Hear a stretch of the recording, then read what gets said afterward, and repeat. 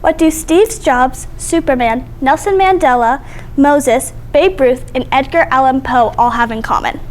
They're all adopted. According to UNICEF.org, which is the United Nations Children's Fund, there are 140 million orphans in need of a loving home worldwide. I have wanted to adopt my whole life.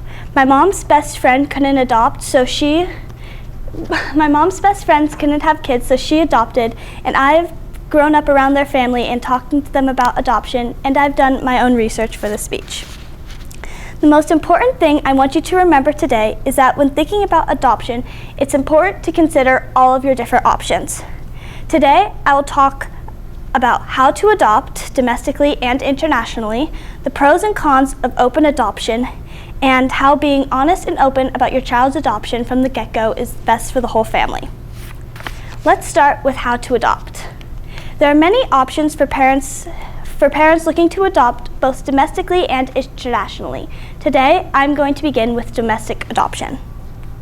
For parents looking to adopt domestically, they can either go through the public foster care system, an attorney that works between them and the birth mother, or a private adoption agency. In the case of my Aunt Tamby and Uncle Brett, they used a private adoption agency called Antioch Adoption. The first thing they had to do was to create a portfolio of their family for the birth mom to view.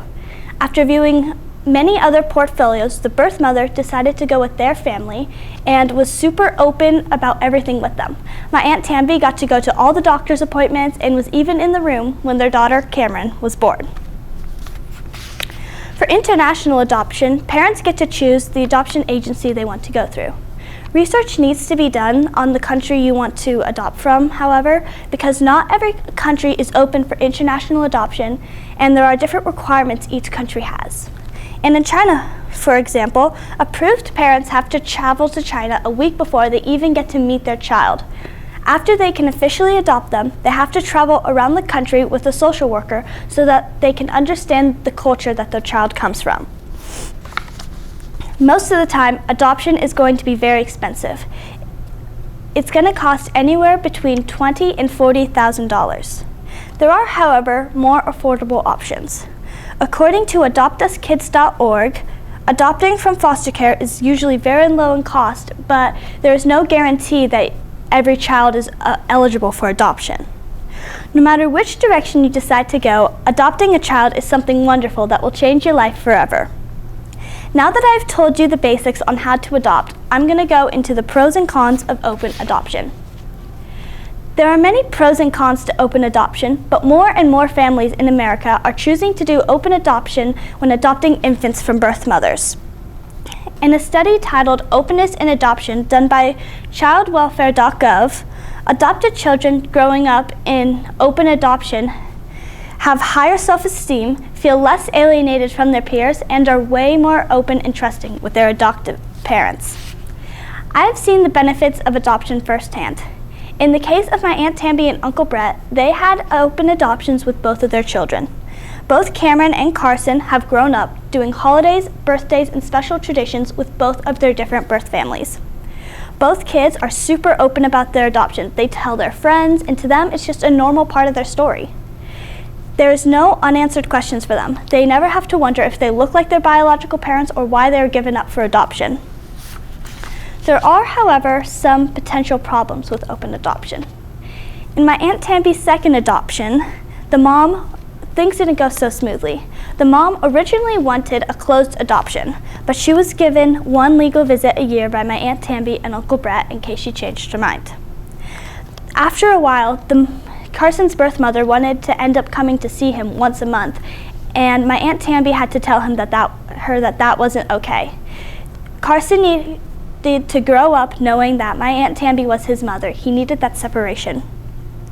However, after that rough patch, both kids have very healthy, happy relationships with both of their birth families and their actual families.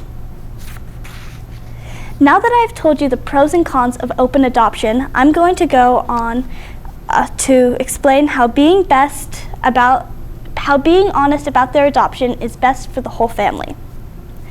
Adopted kids growing up knowing that they were adopted have so much more self-esteem and trust with their parents. Adoption should be something that's normal to them to talk about, as normal as it is for other kids to talk about switching schools or moving. According to adoption.org, which is the website for Gladney Adoption, with international adoption, it's even more important to be open to your child's former culture to help with the transition. Having a couple of ethnic dishes or learning a few sayings in their native language can help, especially older children who will remember their old home, transition smoother to their new family and lifestyle.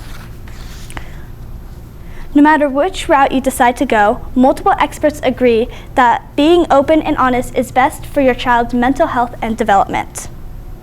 As I begin the end, I hope I gave you some things to think about in the future. My goal was to impress on you is that when thinking about adoption, it's important to consider all of the different options. Today, I talked about how to adopt both domestically and internationally, the pros and cons of open adoption, and how being open and honest with your child's adoption from the moment you take them home is the best thing for the whole family. As I end my speech, here's a quote by Anonymous to think about. Adopting one child won't change the world, but for that one child, the world will change.